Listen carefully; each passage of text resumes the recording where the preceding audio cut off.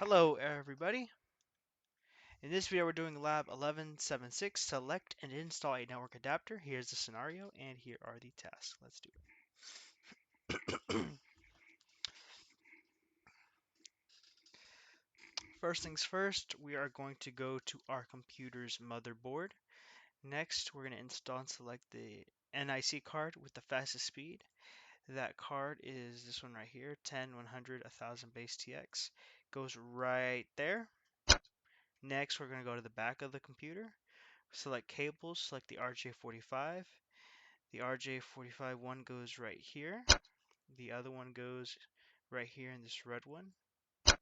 Next, we're going to go to the computer, turn it on.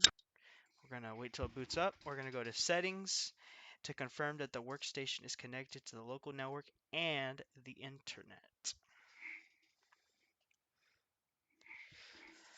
We're going to right click on right here, network and internet settings, Ethernet, boom, perfect, score the lab.